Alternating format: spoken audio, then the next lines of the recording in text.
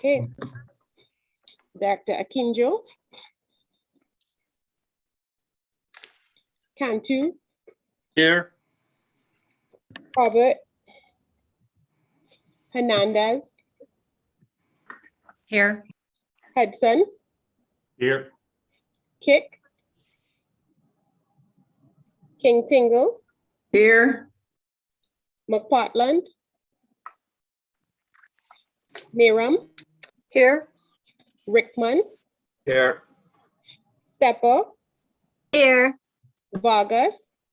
Here. Warner. Here. Wright. Zuba. Here. Thank you, Candice. And I will ask Director Zuber if he would like to guide us on the Pledge of Allegiance. Sure. Thank you. Pledge allegiance to the flag of the United United States of America and to the republic for which it stands, one nation, under God, indivisible, with liberty and justice for all. Thank you, Director Zuber. All right, we're gonna go to item 3, public comments. Candice, do we have any public comments, any hands raised? You have anyone with a hand up? All right. We'll give it a second. Nobody yet? No previous comments submitted via email or? No. All righty, then we'll move to consent item number 4.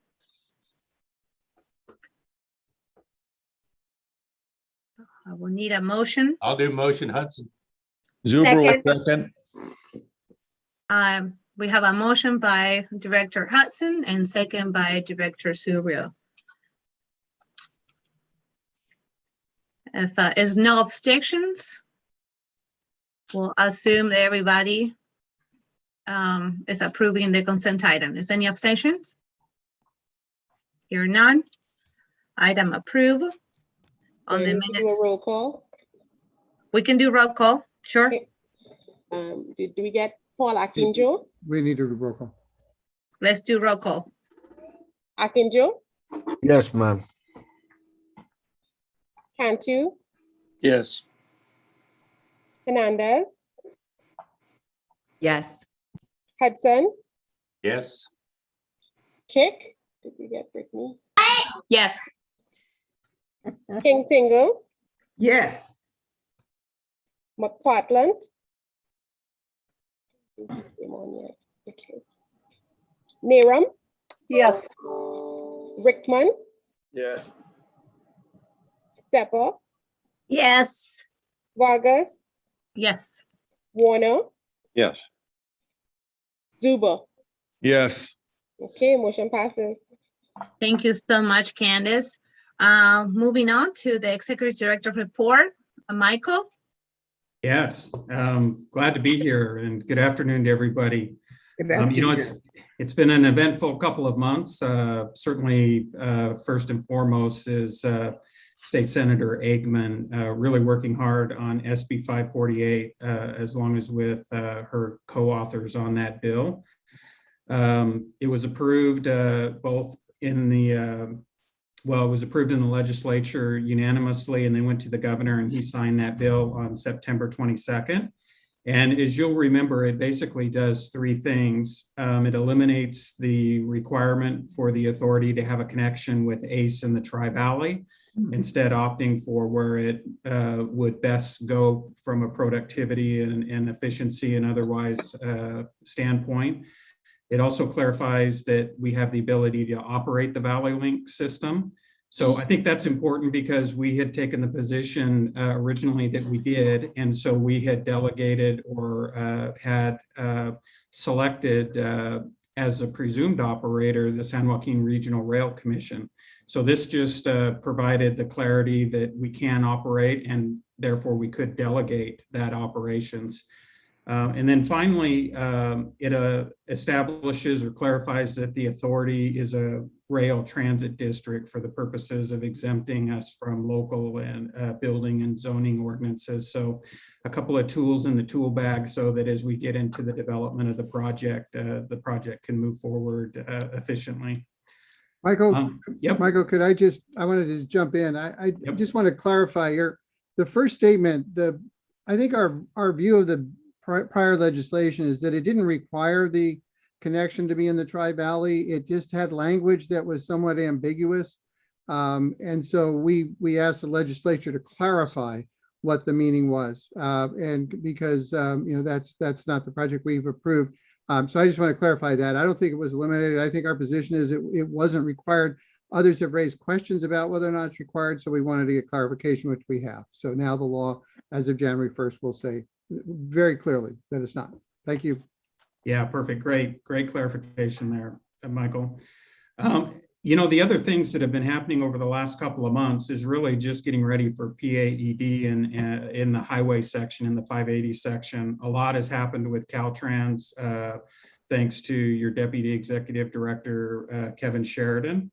And a lot has happened, quite frankly, in getting ready for the NEPA process, your federal environmental review process. As you're aware, when you're looking at a project in NEPA, you need to have some alternatives to look at. And Kevin's been just integral in working with AECom and working with other consultants that we have on staff, on duty, and even with our own staff at getting ready for what those alternatives can look like. I thought, what might be interesting is to give Kevin a couple of minutes to show you a few slides of what the alternative would look like that would basically be in sync with the managed lane projects that the COG is currently working on in regard to NEPA clearance. So Kevin, if you've got those 4 or 5 slides that could walk them through what an alternative, for example, looks like during the NEPA process, that'd be great. Thanks a lot, Michael, and certainly good afternoon, Chair and members of directors of the board. So I'll go over this real quickly, and then happy to take some questions, or even during if you choose to ask some questions during that time. So what we're describing is another alternative, as Michael said, in combination with the EIR alternative, or a preferred alternatives approved by the board for Valley Links. Next slide, please. Thank you, Candace. So the green line here depicts what is the segment 2 over Altamont that was approved in the EIR, moving left to right, coming up the hill, going down, and what was approved as the stone cut alignment that helped get rid of that, we call the horseshoe curve up to that real curvy section. And then as it continues to wind down the hill and then link up to the Owens, Illinois lead and onto the Tracy sub to get to Mountain House. Next slide, please. So as SJCOG has prepared their managed lanes projects, one of the concepts that came up early on was a fixed guideway for rail. And they also had a bus, I think, alignment in there, but this one was specifically for rail, which is here as seen in red. As you can see, it comes up. There's a green line to the left, and that would be the connection to what the EIR alternative was, right around where the 580 intersects that line, and then moving left to right goes down the middle of 205 all the way up to Lathrop. It puts a new station at Mountain House and then Tracy. Next slide, please.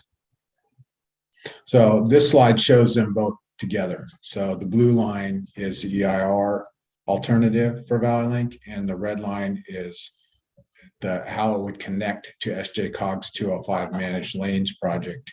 As you can see in just in looking at this slide, it straightens out quite a bit with that connection to 205. There are some benefits to that. It certainly needs to be compared throughout the environmental process in NEPA to better understand what all the pros and cons are of each alternative. Next slide. And as it continues on from Mountain House, going right to left, going west, it would come off and skirt kind of the north end of 205, go around the connector, 580, 205. Next slide, please. continue on. Now, this green area was where SJ Cog's managed lanes fixed Guideway. That's a habitat conservation area. It was going to sweep in and connect to the blue line up where the curve is towards the center of the picture there. But instead of doing that, we decided to look at what it would take to do an alignment to continue paralleling the right-of-way on the north side of 580 until it starts to go up the hill. Next slide, please. And then going from right to left, this is where it really straightens out, climbs up the hill, and gets rid of some more of those curves and then transitions back into up there on the left where it says Altamont Pass Road, where it transitions back into the EIR alternative alignment. Next slide, please. And just to make sure that there was some continuity between alternatives, should there still be a way to connect to the EIR alternative down on the Owens Illinois lead to get onto the Tracy sub to downtown Tracy, we proposed looking at putting in a Y track to connect really 205 down to the EIR alignment along the Tracy subdivision. And this would go down to the property that was reserved for the maintenance facility in Tracy. And as we'll see on the next slide, it kind of shows a bigger, a zoomed out version of that. Next slide, please, Candace. And then so there's that same Y track in light blue connecting to 205, coming down to the maintenance facility, then connecting back to the alignment that was in the approved EIR. Now, that can still be further evaluated during environmental to see if it works as far both, you know, in comparison to just a 205 alternative versus an EIR approved alternative. This is kind of bridges that gap in there so that with an initial operating segment first to Mountain House, you could come back and evaluate as COG continues to evaluate the managed lanes project. We can continue to have further discussion and go through the environmental review and analysis and the coordination with the city and the county and the various stations, what the best benefit is as far as going down to the Tracy subdivision up to Lathrop or staying on 205 to Lathrop. I think that's it. I'll take any questions. I'm happy to answer any questions. Well, let's finish first with the executive's report, and then if this is it, we'll go to the board and open to the public for comments. Michael, do you have any other updates, or is this your executive report?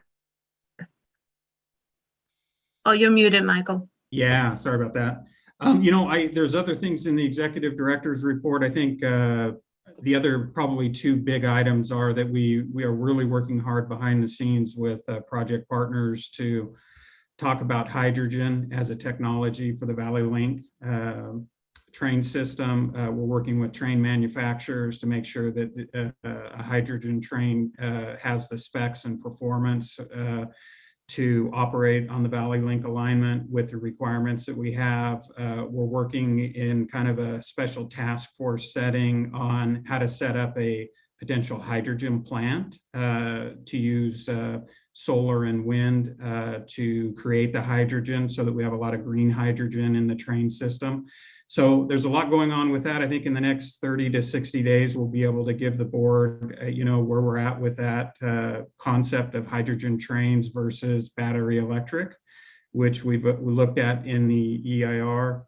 And then I have some really some other information in regard to just all the planning going on in the mega region and where we're at with that planning. I know Supervisor Rickman has led as chair a mega regional organization that has come up with the mega regional dozen projects that are of high emphasis in the mega region. And that's a great lift for the Valley Link project to be included in that mega region dozen. You got your RTPs at MTC and San Joaquin COG, which are your regional transportation plans that are in update. And we're looking positive in those plans. And then finally, just to kind of round things out, we did make the change over to some new offices. You've approved previously the lease agreement on the new offices, but folks have some space now to have conferences around a table in a group setting and work within those offices. So I did at the last board meeting, there was some discussion, I think from board member Akinjo in regard to HR, human resources, and how we would work with that within the agency. I put some information down to basically kind of get us on point as to how we were performing the HR work within the agency. And with that, I'll leave it if you have some questions. Thank you, Michael. Appreciate that. I actually have a few brief comments before going to the board and to the public. I wanted to first make a few remarks in regards to SB 548, and I want to give a big thank you, a big shout out to Senator Susan Eggman for. She actually is amazing. Not only her and her staff work effortlessly to just pass SB 548 with huge support in the Senate floor, but also in the Assembly floor. It is, with her support that not only the bill passed 74-0, on the Senate floor, but it made it through also the governor's office and the governor's desk for the signature. I wholeheartedly want to say thank you for her leadership, her vision, in supporting this group to where we are today. And on regards to the I-205 managed lane, I am very happy, extremely happy to see the staff is fully engaged in the efforts of moving forward, looking on maximizing the corridor investment on the managed lanes. The zero emission technology that Michael and Kevin just spoke briefly, as a board, again, I am still committed, and I think most of us, I haven't heard, we haven't pulled, but I think all of us are still motivated and supporting a model of sustainability and design, construction, and operations of the Valley Link. I'm very pleased to see that we are pursuing the possibility of clear hydrogen vehicles. And it's the right thing for the environment, to be quite honest, with the possibility of being the very first rail transit in the nation operating a system like that. So we'll see. I'm pushing forward. Sustainability is critical. We all are experiencing what global warming is doing to our corner of the world, with all the burning, the droughts, and everything else. And lastly, I want to give a big congratulations to our supervisor, Robert Rickman. Bob, I know that you are successfully leading and chairing the Mega Region Working Group, being part of the dozen projects included in this group. It speaks to the leadership within our own directors, and having 3 MOPs coming together to advocate for this project within the Mega Region is of great significance. So thank you, Supervisor Rickman, for your dedication on this project. We really appreciate it. And I don't want to embarrass you, so I'll leave it to that. And I will open to our board of directors. I see several raised hands, but I'm going to start with David. He was the very first one, but I don't see him anymore. Well, that's because mine's a very simple one. I was hoping while you had the presentation up that you had a depiction of the eastern end of the link, but it's down, so I put my hand down. Nice, thank you.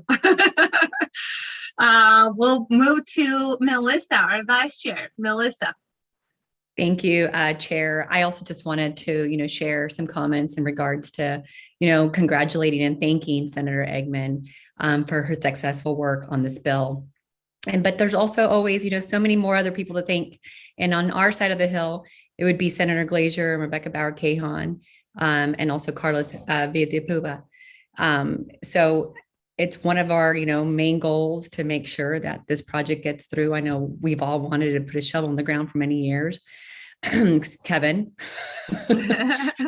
But, just to be able to get through this process is great. In regards to the hydrogen, shot summit, I know that Mayor Warner has really pushed for us to make sure that hydrogen is a priority. And I also want to express, some pride in our commitment and efforts that we are going in the right direction as a national model of sustainability. And, just pleased with all of the work that our staff has participated in regards to the U.S. Department of Energy on that summit. And I also think it's fitting that, we pursue leadership here in the Tri-Valley. And it's also, the Tri-Valley is such a world-renowned hub of technology and innovation, especially even, in other arenas, not just hydrogen. Dublin is pushing to make sure we have 100%, renewable energy in our city. So again, the Tri-Valley and working this partnership with San Joaquin is amazing. In regards to the plan of the Bay Area 2050, I know they came out to our council meeting, so I appreciate all the great information. But to just be able to, see that this is being pushed along and the extensive plan that MTC has played in such a big role. And I also wanted to recognize Supervisor Haggerty in regards to him always being such a leader and, pushing this achievement forward. So just wanted to make sure that we didn't forget all those people. We can never. We'll pass, and then Karen, Director Stepper, and then we're going to go to Bencan 2. Director Stepper. Thank you. So I'm trying to go back to that part that we have the EIR versus the managed lanes. So they're just following both of those forward now? Is that what's, because they were dramatically different in terms of speed and time between stations and maintenance, potential costs with all the curves gone. So could I understand exactly where that stands right now?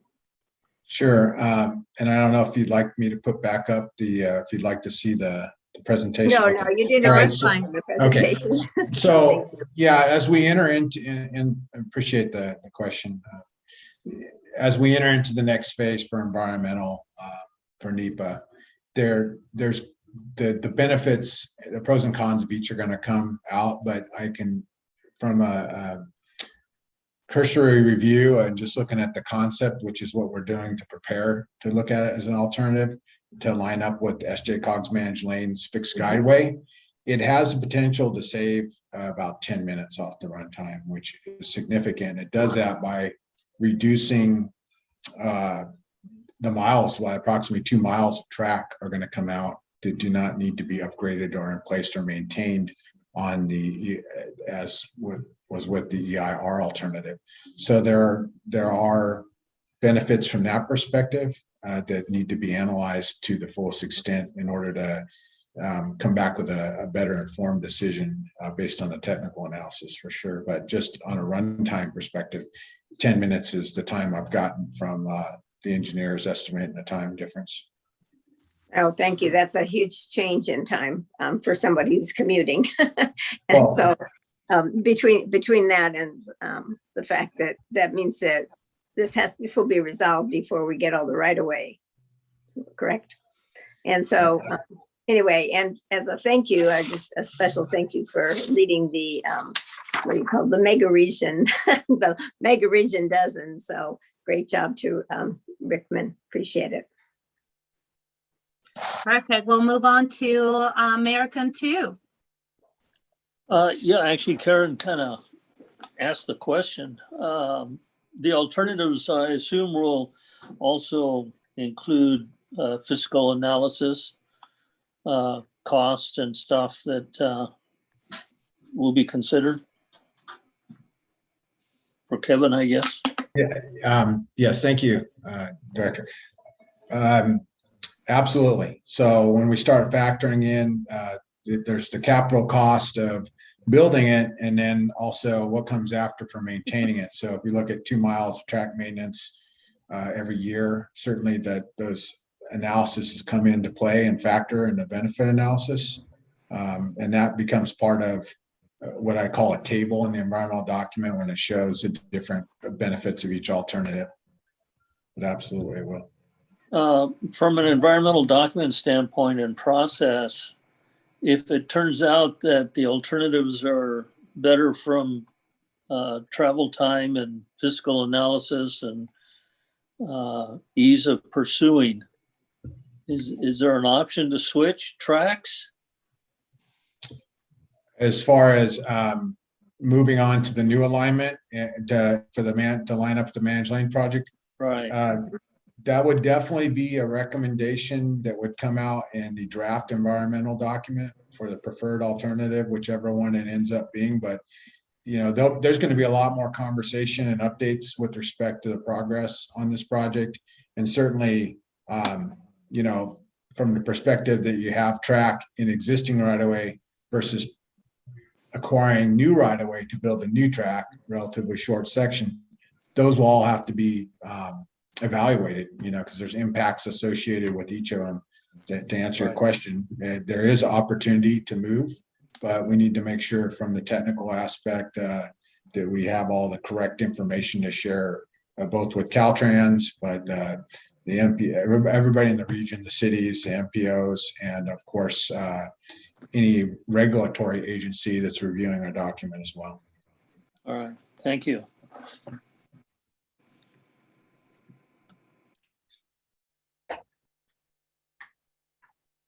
You there? Oh. So Veronica's on mute.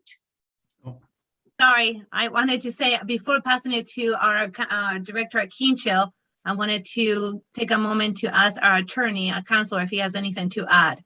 Yes, thank you. I did want to supplement what Kevin said. If it turns out after doing this additional study, which I think is sparked by another agency taking a different look at options through the San Joaquin Valley, the authority would have the ability to look at a supplemental environmental document. It wouldn't reopen all of the choices, but to the extent there's changes to any project, we might well have to go back through another CEQA process. It would be much more constrained because it would only look at the changes from what's already been approved. Perfect. Thank you. Director Akincho. Yes, ma'am. This is out of the way a little bit. Did I hear something about Scott Haggerty's energy farm or somewhere in that?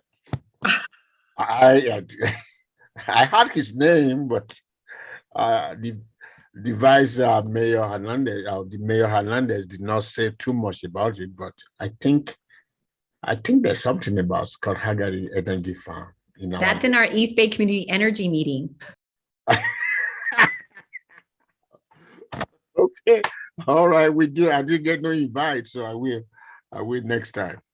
Thank you. I guess different projects. All right, Michael. Yeah, hey, I just wanted to recognize you, Chair Vargas. Recently you were selected as chair of the Transportation, Communication, and Public Works Policy Committee with the California League of Cities. And I should have mentioned that, and what a great honor for you. And so certainly something to recognize. I appreciate that. Thank you, Michael. All righty. We should open this to comment comments from the public. We have one person, we have two people with a hand up. All right, I think I have Roland. Let's go with Roland and then we'll move to Octavio. Good afternoon, directors. Thank you for the opportunity. Little bit of housekeeping first. I'm unable to turn on closed captioning either in Zoom, and I've also tried YouTube, and there is a closed captioning icon. However, closed captioning in YouTube doesn't work either. First of all, on the new alignment, I think this is really exciting. I personally like what I've seen so far. But the devil is in the details, so I look forward to the draft EIR. But this is looking very good. But I'd like to wrap up with a couple of comments about hydrogen. So the first question is, how do you propose to use it?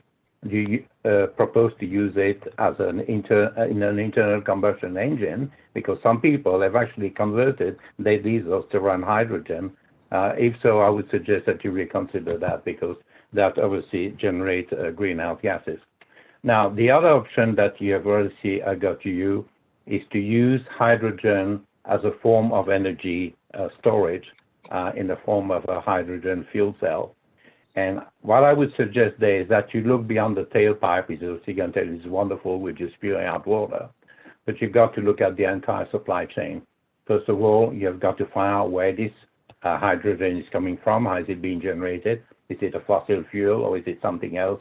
And then you've got to look at the entire rest of the supply chain, which is convert whatever that hydrogen is into a liquefied form, and see how much, first of all, is any GHGs, how much it costs, etc. And then at the end of the day, you'll be able to make the right decision. Thank you. You're very welcome. Octavio.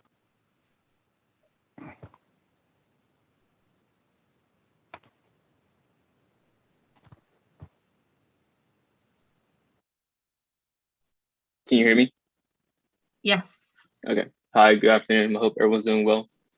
So my talking point is kind of the same thing as the last person who just talked, was about hydrogen. I know someone mentioned about using green hydrogen, but the only problem with that is that it's currently about 0.1% of the world's hydrogen usage. Right now, 95% of it is gray hydrogen. And with a recent study coming out saying that blue hydrogen, which is supposed to be a little bit cleaner than gray, is actually 20% worse than coal or natural gas usage. And that was proven by Cornell University. So I'm not sure if hydrogen is really the best way to go. And that's not even factoring in the carbon usage for the operation and infrastructure created just to run the train with it.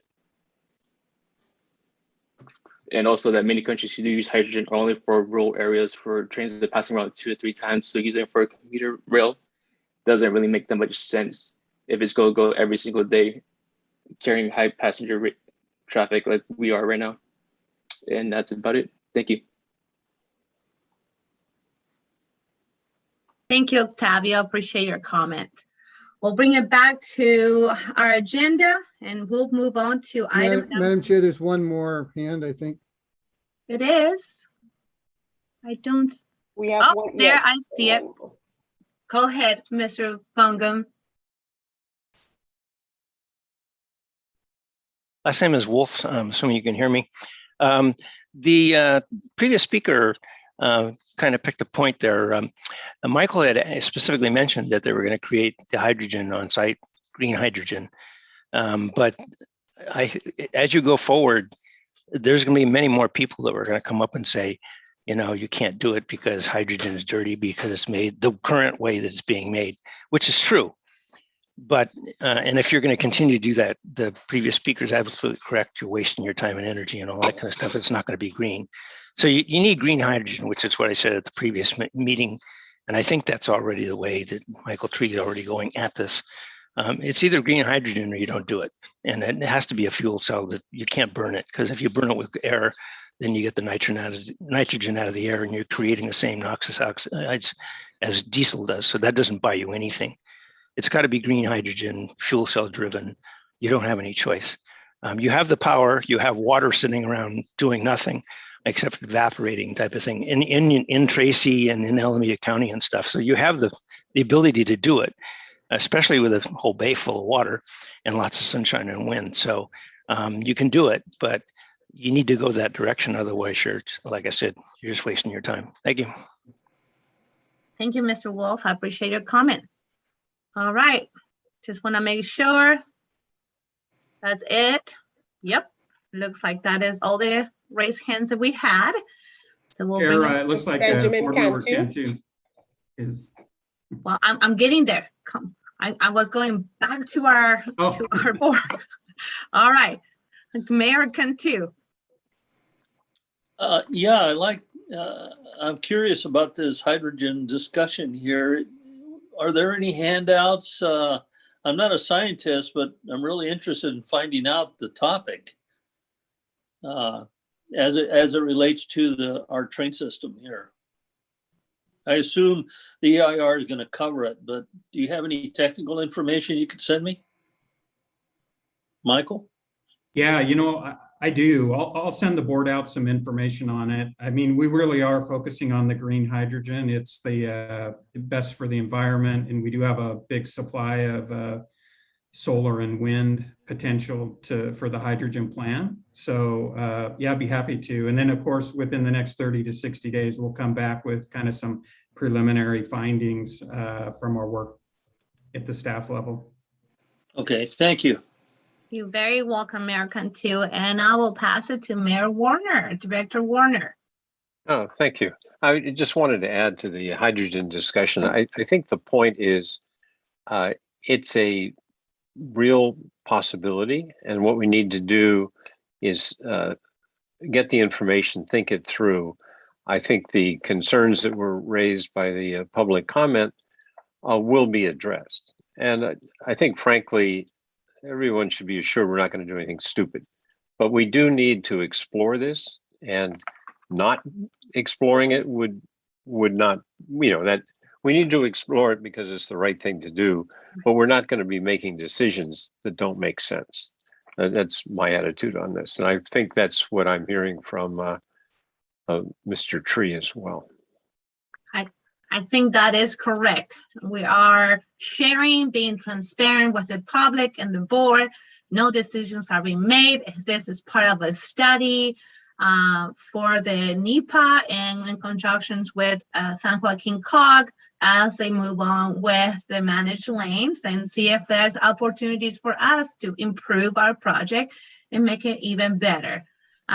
So it's just in the spirit of sharing the knowledge with everybody. With that, I'll move on to Director Hudson. Yeah, once again, Warner steals all the good time. I think it would be sheer folly if we don't study this green hydrogen. There's something more to it than, you have 5 refineries in the Bay Area, 2 have closed to do biofuels, and the third one, Chevron, is publicly stating they're going to take a very strong look at the green hydrogen. So I could tell you that on my transit authority, the maintenance supervisor or superintendent director, whatever title he wants, we give him all of them, was adamantly against hydrogen up until about 18 months ago, and now he's absolutely flopped. So something's changing. And I think what we're really looking at here is exactly what Mayor Warner said, that there's going to be improvements. Future consideration isn't just what we're looking at now. It's where we're going to be when we need it. And that's why I think we have to really go after hydrogen as strong as we're talking. It's going to be what we're going to use. Thank you, sir. And Mayor Warner. I just wanted to add, the larger picture is as we go to renewables, and just because the peak generation of renewables is not when the peak demand is, and that hydrogen is a viable option that needs to be explored for storing that energy and reusing it. And if we switch to doing that, then there'll be a lot more green hydrogen available. All righty. With that said, we're going to leave item 5. Is everybody okay with that? All right. Yes, nodding head. So we'll move on to number 6. Item number 6, resolution of R15-2021, declaring agency meetings will continue to be held via teleconference. Michael. I think I'll take that one. Thank you. I'm the other Michael. I made you, so I don't know. I think we've all been watching for some time as we all participate in meetings, have been participating in meetings remotely, how this has played out. We had a series of executive orders from the governor that authorized this format, which I think has worked pretty well for everyone. The governor made it clear he was not going to execute a further order. So there was sort of a quick amendment made to AB 361 which was passed. And so the action we're asking you to take today is basically implementing the requirements of AB 361. There are a couple approaches, and some of you may be on boards where they took a slightly different approach. And that happens, I think, with legislation that's adopted quickly. But I think we're taking a very conservative approach, and that is right now there's plenty of evidence of continued advisement to undertake social distancing. We have it in both San Joaquin County, and Contra Costa County actually has a very nice suggestions for public meetings, safe public meetings in the COVID era. So with that evidence, the board is able, because there's still a continuing state of emergency that was declared by the governor, to adopt this resolution, indicate they're going to continue to meet remotely. The only kind of annoying aspect of 361 in this context, though, is the requirement that this finding be made every 30 days. And so we're fine if we do it at each of our meetings in November and December. The January meeting is more than 30 days, and unless we're going to go back to in-person meetings at that meeting, we may well need to trouble you to have a special meeting simply to adopt the extension. And I apologize for that, but I don't think the legislature understood that sometimes boards that meet monthly meet more than 30 days apart. Probably unintentional, but I think to follow the strict language of the law, we're going to need to do that, and obviously shouldn't be too much of an inconvenience. So with that, I'm happy to answer any questions. Thank you, Michael. I see some hands risen by Director Hudson. And I will just change this a little bit. I want to go to the public and then bring it back for board discussion. So Candace, I see Roland have his hands up, so we'll go to public comment first. Thank you, Madam Chair. So first of all, thank you so much for the closed captioning, and it did kick in Zoom, sorry, in YouTube as soon as you enabled it in Zoom. So thank you for that. Quickly, on this item, you've already identified the problem with the 30 days. Moving forward, I'm asking you the same thing I've asked every commission I've attended, is to support trailing legislation that will make permanent changes to the Brown Act. There was a bill on the governor's desk, but he vetoed it because it was just cobbled together. He's looking for a good, solid bill that everybody agrees on, that we can all use moving forward. Thank you. Thank you, Mr. Rollins. Is anybody from the public, any additional public comments? Seeing none, I'll bring it back to the board for board discussion. Director Hudson. Yeah, I'm not disagreeing with the last speaker. I just don't think that's what's in front of us right now. And fooling around with the Brown Act and Zoom and all the other little goodies that go along with it is probably going to take more than 10 or 15 minutes of public comment. I just can't wait till that one hits the Assembly and the Senate. But for now, obviously we need to do this. I think this is the 4th or 5th time I've done it. It's how. And I would just ask Michael that we consider I think on 2 or 3 of these boards, we're doing a minute order. It goes on consent calendar. If somebody wants to pull it, so be it. Otherwise, it's there. Because we may have 2 meetings in a month too, and it just goes on automatically. To me, that's the best thing I've heard. If it works, if it doesn't, so be it. And I'm ready to move the resolution, but I don't want it. No, there's nobody with a hand up. How about moving resolution R15-2021? Second. Seconded. All right, before we go to roll call, Director Warner has his hands up, so please, sir. Oh, I was just going to second it and say, I think, whatever is the good, then I beat him. Yeah, you did. Most efficient thing is what we ought to do. And being able to use remote meetings is an efficient way to do business. All right, so I heard moved by Director Hudson, second by Stepper. Roll call, please. Akinjo, Yes, ma'am. Cantu,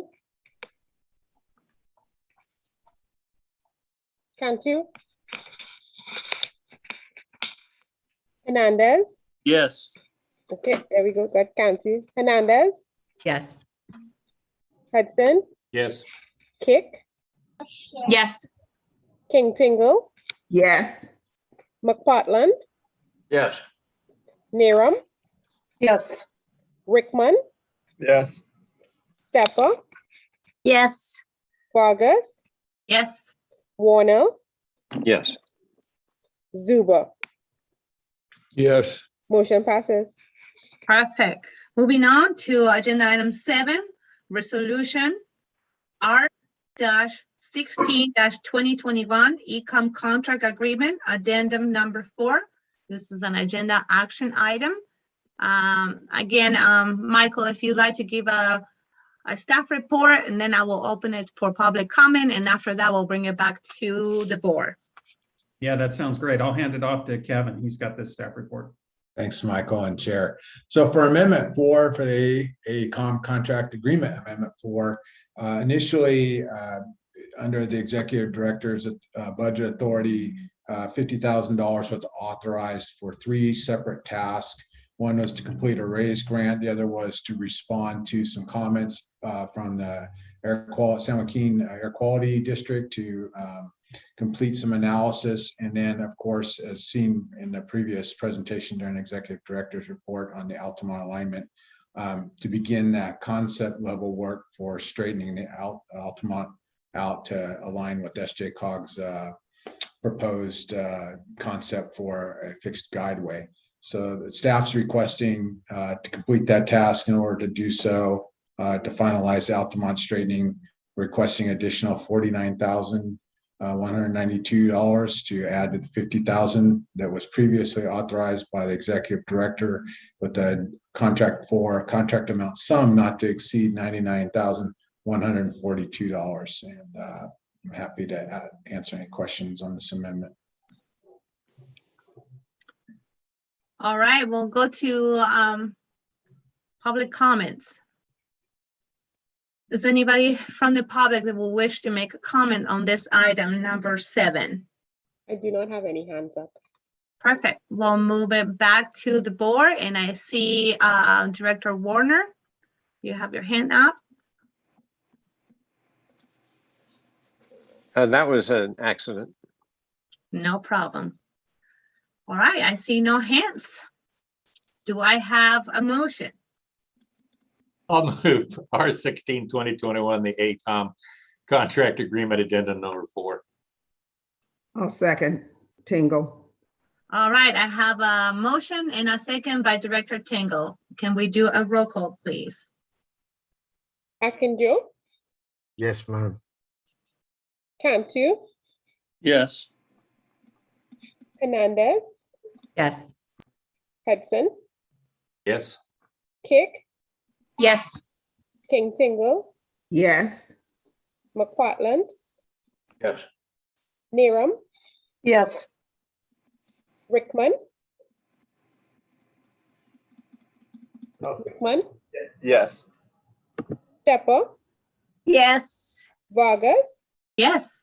Warner, Yes. Zuba. Yes. Okay, motion Sure. passes. Thank you. Thank you, Candice. We'll move on to item number 8, funding, acquisition strategies, and financial planning.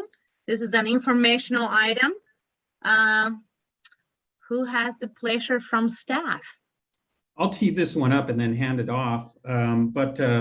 You know, as you're aware, we've been working hard with the FTA, the Federal Transit Administration, on getting ready for our NEPA document and also getting ready to become an FTA grantee and, you know, enter into the New Starts program, which is where significant funding, federal funding, can come for the project. You know, as we met with FTA staff, one of the requests that they had was they noticed that our funding plan was a couple of years old already, the funding plan that we had done for the feasibility report. So they asked us to update the funding plan. And so we have embarked in that endeavor, and David Katrowski of DBK Advisory Services has been with this project for several years and has been the lead on updating the funding plan. So he has a brief slide deck this afternoon, and he will be working on the acronyms. There's a lot of acronyms on these slide decks, so he'll kind of walk us through those as far as where we're at on this update to the funding plan. Thank you, Michael. Can you all hear me? Yes. All right, well, great, thank you. Good afternoon, Chair Vargas and Board Directors. My name is David Katrowski. I'm on the Project Management Support Services team, and I'm working directly for Michael and Kevin on this work directive. I am going to try and share screen, see if I do it right. All right, can you see that? Yes. Great. See if I do this. All right. So this work directive started in early May, and we did get the general engineering consultant at the GEC to do this work through specifically the staff on the WSP Financial Advisory Services team. We've been working on the financial assessment and the funding strategies, and in September 14th to be exact, the initial results were presented to the Executive Steering Committee. We had a robust discussion and they provide us with a lot of great feedback. And so this slide deck that you're about ready to see includes those updates. And so I'm gonna try and do this right. Go to the next slide. Okay, so purpose and scope, as Michael was saying, we're building off the initial funding plans from the feasibility study. And it's to get the project ready for what is the FTA calls the project development phase. And as part of our approach, we conducted a financial assessment. There was an evaluation, identification of new funding sources, and I'll highlight on a couple of those as we go forward as part of the acronyms and alphabet soup that Michael mentioned. We took the cost estimates from the EIR and updated and escalated, so we'll know the true cost of the project going forward. And then we also looked at to go after those new start funds and through a capital improvement grant program. That's the big federal funding bucket that transit services and projects go after for funding. We did an initial partial estimate just to get an understanding of where the project would be in the rating for FTA as far as advancing towards those funds. And then lastly, there were strategies that were identified to improve that FTA rating, as well as just as importantly, help to meet those funding needs. So I go to the next slide here. Okay, the financial assessment, there are color coding here, and I'll go through these really briefly. Green is committed. Committed means that all the necessary approvals have been secured and the funding is in place. Blue is budgeted, and that is programmed yet not allocated. Planned is reasonable chance of committed funds, such as a scheduled referendum. And in our case, it's very hard to see, but there's a thin sliver of yellow here, and that's approximately about $1 million in funding that the authority is pursuing through 2 particular grants, and I'll highlight those. And then uncertain just means the funding source lacks clarity, lacks clarity. And that makes up the 4 funding, the 4 types of funding that we're going to be pursuing here to close this funding need, which is $3.1 billion for the full build. That's that $3.6 billion in escalated cost estimate, less the $500 million that we have in committed funds. That leaves $3.1 billion funding need. Likewise, with the IOS to Mountain House, $3 billion cost estimate, take out the 500 in committed funds, leaves a funding need of 2.5 billion. So as we went through this, as Michael mentioned, we looked at all the potential funding sources, both for full build and under IOS. And we saw that's the split here that you see. And the good news I want to highlight is that the CIG is Capital Improvement Grant Program. That's what the new starts that Michael was talking about. This is the big funding source that's available every year through the FTA as part of the discretionary funds as part of the annual federal budget. If you look, the 75% means we're only seeking 25 to 26% in federal funds, which is very good, because what we are informed by the consulting team is that FTA is only going to look to those projects which have a funding match of 50% or greater. And here you can see it's 75% under full build and 87% under the iOS to Mountain House. So this is the alphabet soup here, and I'll be happy to go through these. The CIG, once again, is the Capital Improvement Grant Program, and RAISE is a new source. Actually, it is a source of federal funds that's been renamed over the years. I believe before it was Tiger and Infra, and now it is called RAISE. And I don't know exactly, I don't have that one memorized, but it is once again part of the federal funds. Under regional and local, that's the largest pot of funds that we have, which just shows to the FTA there's a strong commitment for this project. You know, there's FASTER. I think everybody's familiar with this. This was a previous run at FASTER for the Bay Area sales tax. We're assuming a 2024 ballot measure. We're looking at tolls, air district programs, both in San Joaquin Valley and also in the Bay Area. Impact fees at stations, tax increment financing at stations, land contribution, maintenance facility, then San Joaquin COGS future sales tax, which we're hearing and planning on in 2026. And then when you look at the state contribution, it's 18% and 21% respectively. TIRSUP is administered by the California State Transportation Agency. That's Transit Intercity Rail Capital Program. That is primarily for construction funding and right-of-way. So we're getting in the hopper for that. We're getting this project ready for the request as we go through project development. SCCP is Solutions for Congested Corridors Program. That's a state program as part of our partnership with Caltrans, where you look at transportation corridors such as I-205 and I-580. And this is administered by the California Transportation Commission. And then our committed funds, as you see in green here, you're familiar with this. This is the ACTC Measure BB funds, impact fees at the Isabel Station, and then the tolls that have been secured to date by MTC. So when we look at all this together, once again, this shows a fully funded program, and will get us ready for project development and for discussions with FTA, as Michael was talking about. What was important for us that we found out from working with the consultant was making sure that we knew the evaluation criteria that was important to get the overall project rating from the FTA. Because you can do all this work, and if you're looking for FTA funds, be it the CIG, New Starts, or whatever, you're going to have to go through a project rating. So the project ratings are broken into two components, 50% each. The blue here is project justification, and that includes mobility, environmental, congestion, cost effectiveness, economic development, and land use. The other one is more focused on finance. It's called the local financial commitment. And that's these three lines in green here, the current conditions, commitment of funds, and reliability and capacity.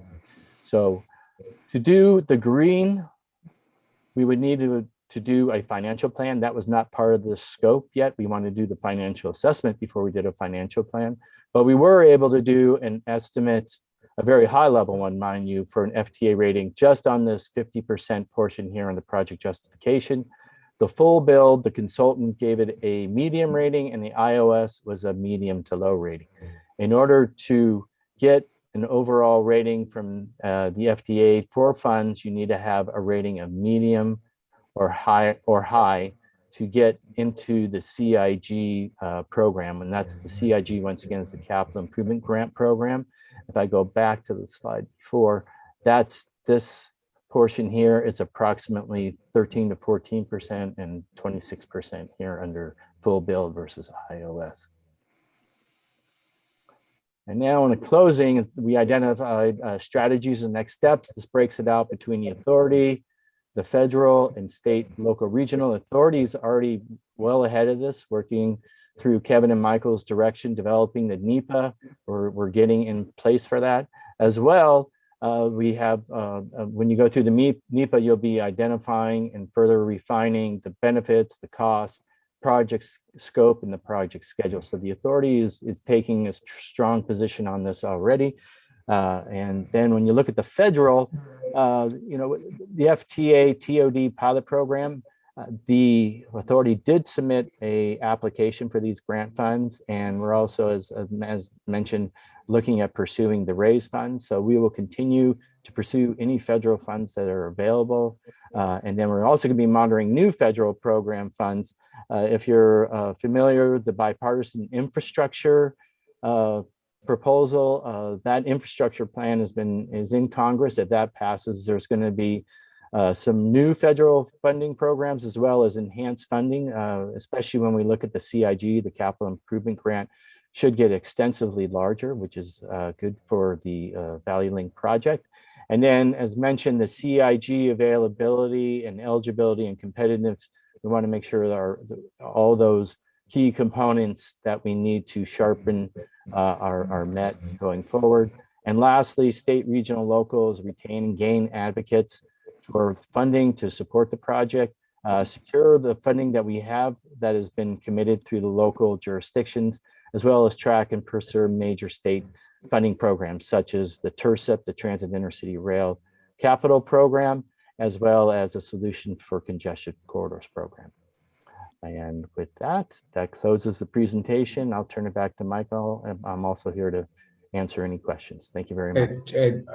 Thanks, David. Chair, real quick, if I may, I just want to caveat some of the information that was presented by Mr. Petrowski, and that we are working with our partners, ACTC and the cities, to, when we explore these alternatives, to significantly reduce the cost of the project where we can. So the costs that we're seeing in this presentation are based on the EIR alternative projected out. So I just wanted to make sure that was out there too, that's part of this analysis, and that it doesn't assume any cost savings to be realized on the project yet. Thank you for the clarification, Kevin. I appreciate it. All right. Is any other opportunities for grant there's pending for infrastructure that we know or that we see in the horizon?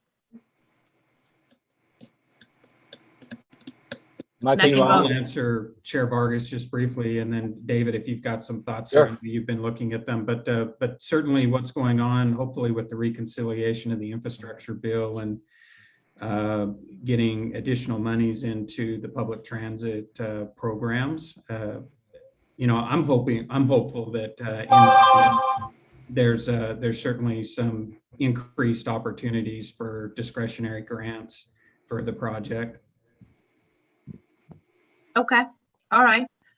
We'll have to see. I believe Director Hudson, before we, just to keep the same format. I'm gonna do Give me 1 second, Director Hudson. You will be the first one. Let me go to public comments and then we'll bring it back to the board for discussion. And if we can. Candace, I need to just have the screen change and see if any members of the public has, I believe it's one hand raised, so.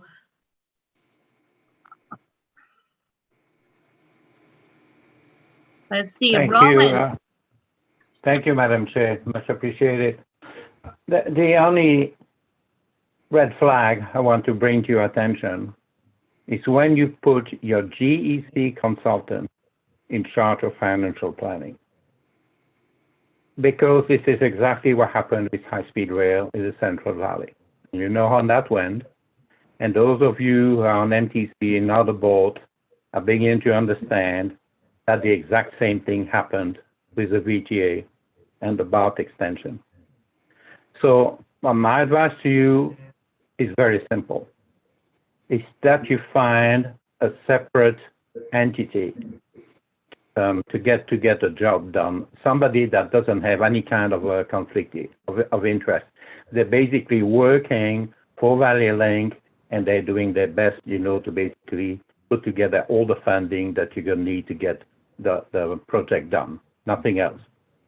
Because if you don't, I'm going to be quite frank with you, is that the alternative is to put bank robbers in charge of a bank. Thank you. Thank you, Mr. Roland. I appreciate it. And I see no other person from the public wishing to make comments. So with that, Director Hudson, you are in the hot seat. The hot seat. I want to focus on the financing from the Air District because I'm not sure how much we have or where we're going with it.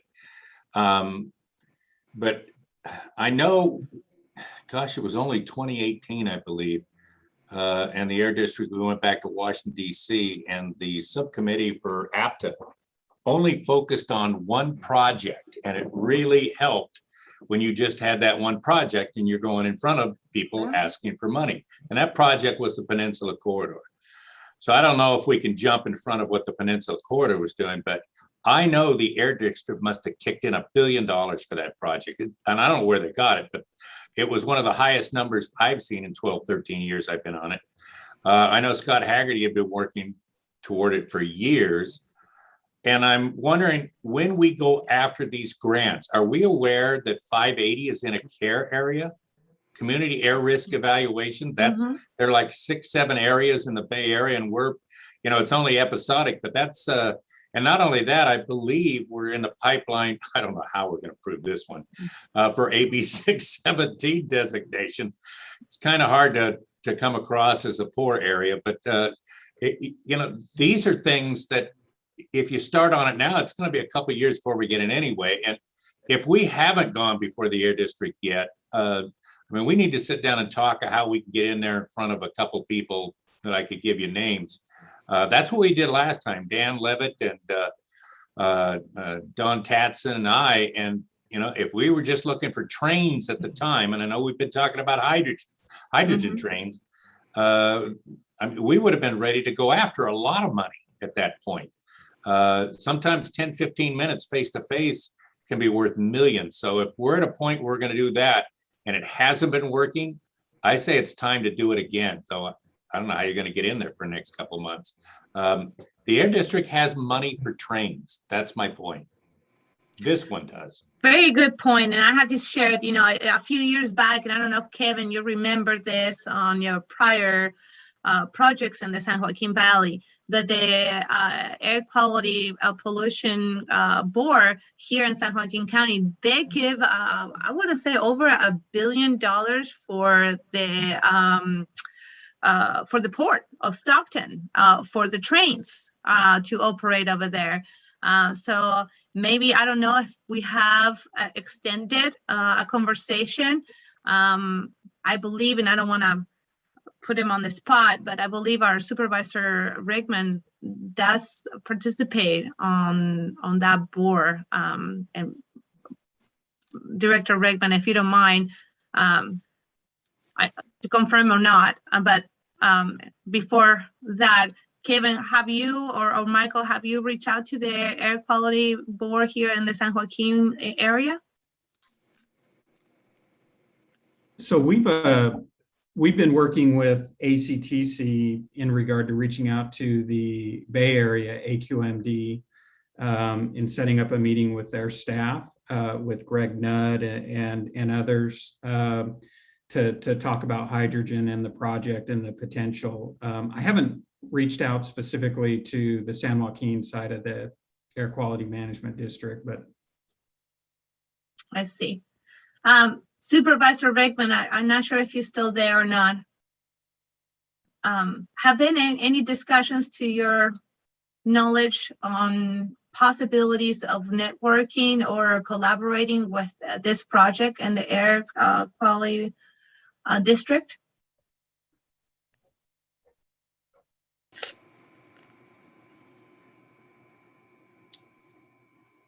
Well, maybe we can come back to Supervisor Rickman. All righty.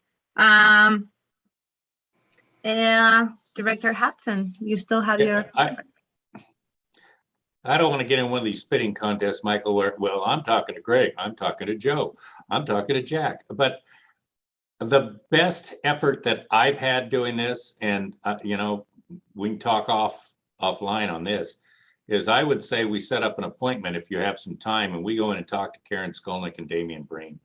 That's where we went after when Dan Levitt and I went after it.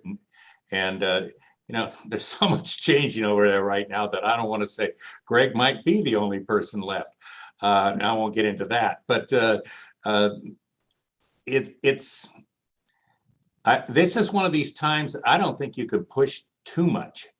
I mean, the person that's pushing more and has the best case is going to get it. And the idea of what you're talking about with this hydrogen and the train, I know is the direction they want to go.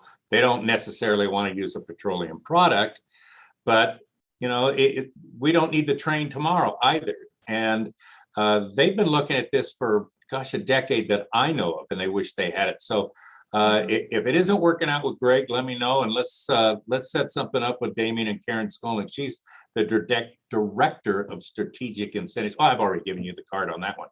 But Damien's been through this before and probably get a pretty good read. I know in 15, 20 minutes, we had $1 million for the autonomous vehicle, and 2 hours later had another $1 million. So it's not like they're shy about doing things. They will produce the bucks, and $1 billion here and $1 billion there. Before you know it, we're breaking ground.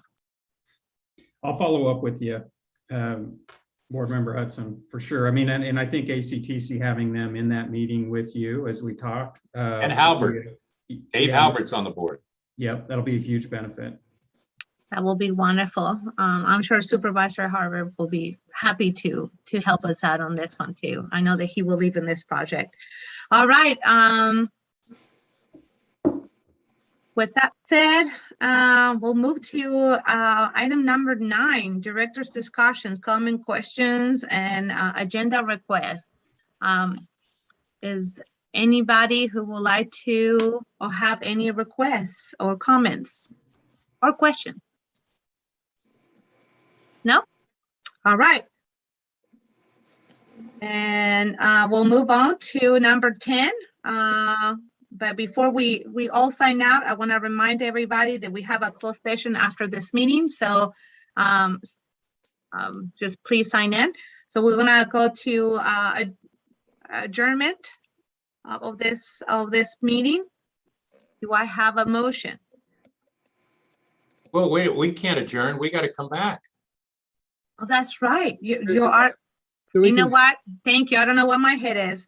Let's adjourn to closed session then, pursuant to Government Code Section 54956-9D1, in conference with legal counsel on existing litigation.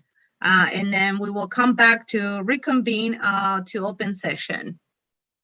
Okay, do we dial back into the same We have number? a separate Zoom. You received an email with a separate Zoom link for the closed session? I can't find a separate Zoom link. I can't either. That's why I'm asking. Can send again, right, quickly. Can send it again. Candace, can you do that? Yes, so Karen and Winnie. Bernice, Everybody. and Bernice, yes.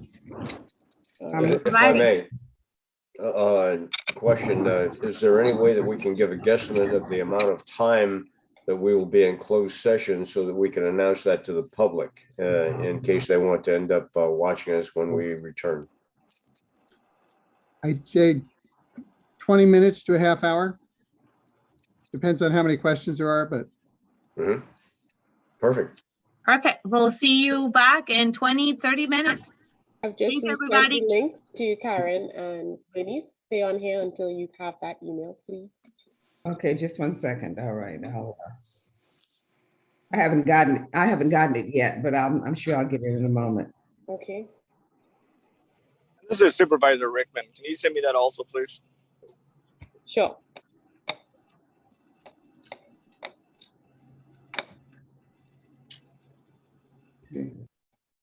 Okay, sent to you as well. You're reading homework.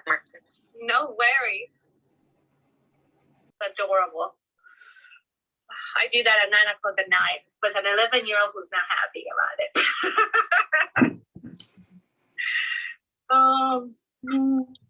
All right, we're almost there. We need a couple more. Veronica. Yes, ma'am. I'm going to mute you over on this end. I still hear you on the main meeting.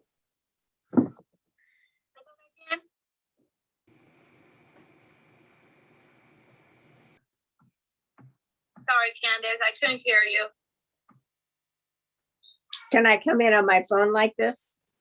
Yeah. Okay, Did you receive the email? yes, and that, but I did it on my phone. Okay, so I'm gonna have to mute you on this. You're gonna need to mute yourself and take your video off on this meeting.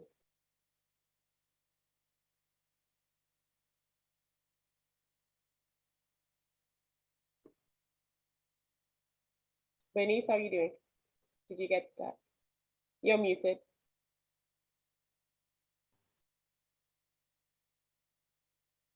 For some reason, it hasn't come in yet. I don't know what's going on here, but I haven't gotten it. You sent it on email, right? I did, yes.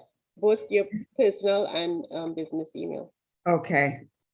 And when I come in, I'm gonna come in on my phone, which will make it happen right away, but I'm still trying to get there. Okay. Slow but sure, it just came in. Okay. Right.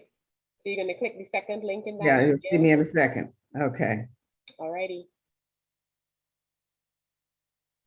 Don't forget to mute and take off your video on this Yeah, one. okay, I'm muted on here, but here, let me just download app. I don't need to do that. Ready to get started. Okay.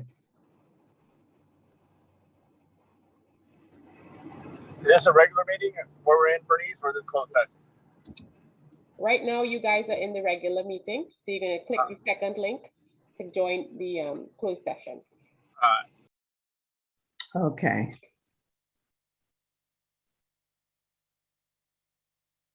Bernice, you need to click the second link. Okay, I'm on the second link, right? No, I think you joined twice on this. Oh, no. Okay, I joined on the same one. Okay, let me leave this. Mhm.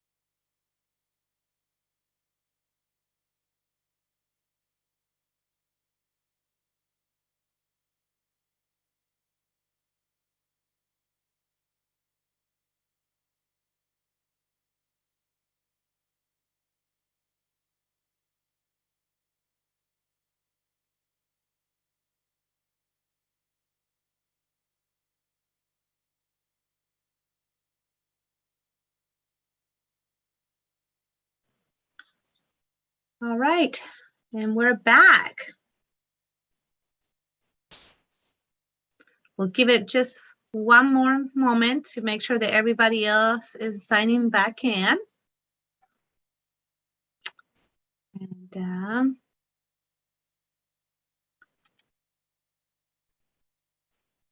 look at that, we still have members of the public. All right, is everybody in? Let me count. Looks like we are all, yep, everybody's in. So we're back from our closed session and we have nothing to report. That is correct to our attorneys. Michael, you're muted. No reportable action was taken. Thank you, Counselor. With that being said, I'll bring it back to remind everybody our next meeting is scheduled for November 10th, 2021, 2 o'clock, and it will be again via Zoom. And with that, I would like to see if anybody would like to make a motion to adjourn. Move to adjourn. Yes, I'll move to adjourn the meeting. All right, motion by Director Stipper, second by Director Hudson. Do we need a roll call? You can do it without objection. Perfect. There's no objection. I see you It's not guys. gonna be an objection. Oh, I see you guys next month. Bye. Thank you. Bye. All right.